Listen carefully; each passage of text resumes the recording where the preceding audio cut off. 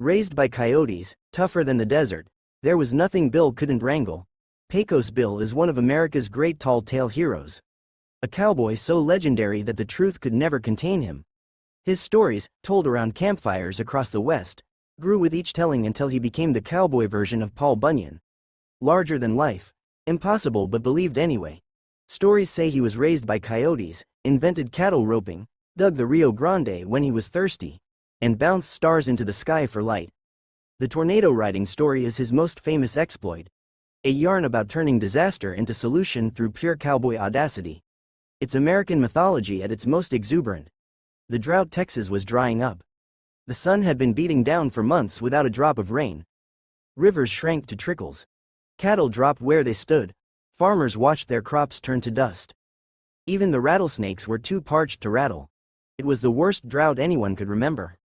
The land was dying. The sky was brass. Someone had to do something impossible. Folks prayed for rain. They tried rain dances. They hired so-called rainmakers who shot silver nitrate into the clouds. Nothing worked. The sky was brass, the earth was iron, and death was coming for everything that needed water. Pecos Bill was working a cattle drive when he heard about the drought. Bill had wrestled with mountain lions, ridden wild stallions that breathed fire, and once used a rattlesnake as a whip when he lost his rope. He figured he could find a way to make it rain. What you need, Bill said, looking at the cloudless sky, is a good storm. And I know just how to get one. He squinted at the horizon, where something dark was beginning to form, a funnel cloud, a tornado, the most dangerous thing on the prairie. Everyone else ran for shelter. Bill started uncoiling his lasso. The lasso, that tornado was the biggest, meanest twister anyone had ever seen. It was coal black at the base, wider than a town, tearing up everything in its path. Trees, barns, and unfortunate cows went spinning into its funnel. Sensible creatures were miles away and getting farther. He roped it like a steer, and then he did something no one else would dare. Bill rode toward it, his horse Widowmaker, the only mount wild enough for Bill, didn't even flinch. They galloped straight at that cyclone, dust and debris flying past them like bullets.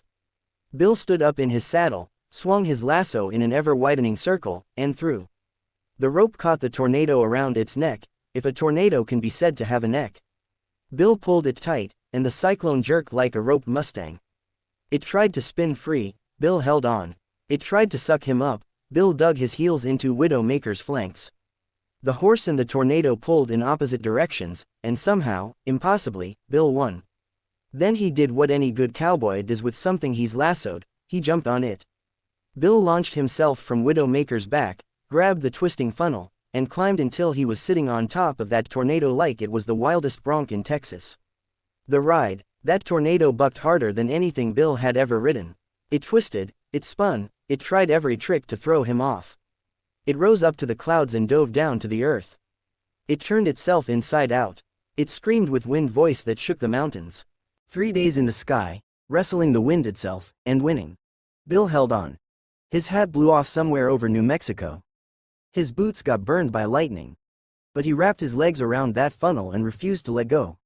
"You're gonna rain yourself out," he shouted into the storm, "or we're both going to die trying."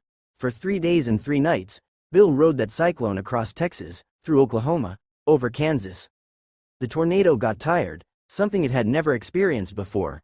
It tried to set Bill down gently. He spurred it on. It tried to whimper into a dust devil. He kicked it back to full strength. Finally, somewhere over Arizona, the tornado gave up completely. It started crying. And a tornado's tears are rain. Boy, did it rain. The cyclone sobbed itself out, pouring water across the parched southwest, filling rivers, flooding arroyos, ending the drought in a single magnificent downpour.